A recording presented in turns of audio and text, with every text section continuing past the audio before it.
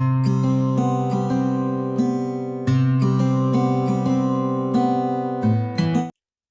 कृष्णा।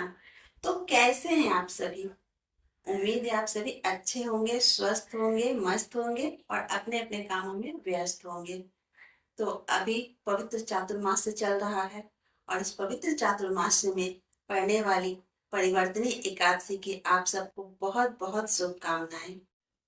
इस समय भगवान विष्णु योग निद्रा में शयन करते समय करवट परिवर्तन करते हैं, इसीलिए इसे परिवर्तनी एकादशी भी कहा जाता है और इसे पार्श्व एकादशी भी कहते हैं।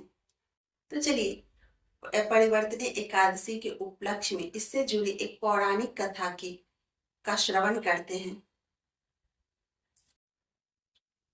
भाद्रपद शुक्ल एकादशी की पौराणिक कथा। एक बार युधिष्ठिर कहने लगे कि हे भगवान, भाद्रपद शुक्ल एकादशी का क्या नाम है? इसकी विधि तथा इसका महात्म्य कृपा करके कहिए। तब भगवान श्री कृष्ण कहने लगे कि इस पुण्य स्वर्ग और मोक्ष को देने वाली तथा सब पापों का नाश करने वाली उत्तम वामन एकादशी का महत्व मैं तुमसे कहता हूँ। तुम ध्यान पूर्वक सुनो। कृष्ण कहने लगे कि हे राजन, अब आप सब पापों को नष्ट करने वाली कथा का श्रवण करें। त्रेता युग में बलि नामक एक दैत्य था। वह मेरा परम भक्त था। विविध प्रकार के वेद सूतों से मेरा पूजन किया करता था और नित्य ही ब्राह्मणों का पूजन तथा यज्ञ के आयोजन करता था। लेकिन इंद्र से द्वेष के कारण उसने इंद्रलोक तथा सभी देवताओं को जीत लिया। इस कारण सभी देवता एकत्र होकर सोच विचार कर भगवान के पास गए।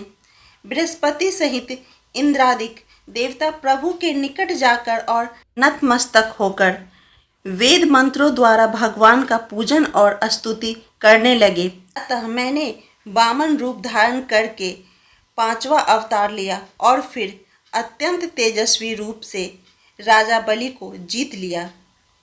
इतनी वार्ता सुनकर राजा युधिष्ठिर बोले कि हे जनार्दन, आपने वामन रूप धारण करके उस महाबली दैत्य को किस प्रकार जीता?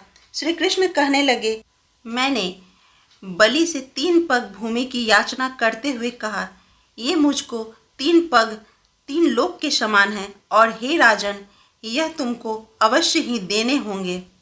राजा बलि ने इसे तुच्छ याचना समझकर 3 पग भूमि का संकल्प मुझको दे दिया और मैंने अपने त्रिविक्रम रूप को बढ़ाकर यहाँ तक कि भूलोक में पद, भूलोक में जंघा, स्वर्गलोक में कमर, महलोक में पेट, जनलोक में हृदय, यमलोक में कंठ और स्थापना कर सत्यलोक में मुख, उसके ऊपर मस्तक स्थापित किया।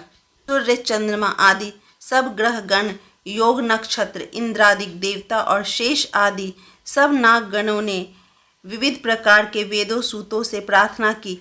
तब मैंने राजा बलि का हाथ पकड़कर कहा कि हे राजन, एक पद में पृथ्वी, दूसरे में स्वर्गलोक पूर्ण हो गए, अब तीसरा पद कहाँ रखूं? तब बलि ने अपना सिर झुका लिया और मैंने अपना पैर उसके मस्तक पर रख दिया, जिससे मेरा वह भक्त पाताल को चला गया। फिर उसकी विनती और नम्रता को देखकर मैंने कहा कि हे बलि, मैं सदैव तुम्हारे निकट ही रहूँगा। राजा बलि का पुत्र विलोचन उसके कहने पर भाद्रपद शुक्ल एकादशी के दिन बलि के आश्रम में मेरी मूर्ति स्थापित की। इस प्रकार दूसरी क्षीर सागर में शेष नाग के पृष्ठ पर हुई। हे राजन, इस एकादशी को भगवान शयन करते हुए करवट लेते हैं, इसलिए तीनों लोकों में स्वामी भगवान विष्णु का उस दिन पूजन करना चाहिए। इस दिन तांबा, चांदी, चावल और दही का दान करना उचित है। रात्रि को जागरण अवश्य करना चाहिए। जो विधि पूर्वक इस एकादशी का व्रत करते हैं वे सब पापों से मुक्त होकर स्वर्ग को जाकर चंद्रमा के समान प्रकाशित होते हैं और यश पाते हैं। जो पाप नाशक इस कथा को पढ़ते या सुनते हैं उनको हजारों अश्वमेध यज्ञ का फल प्राप्त होता है। परिवर्तनी एकादशी की कथा संपन्न हुई।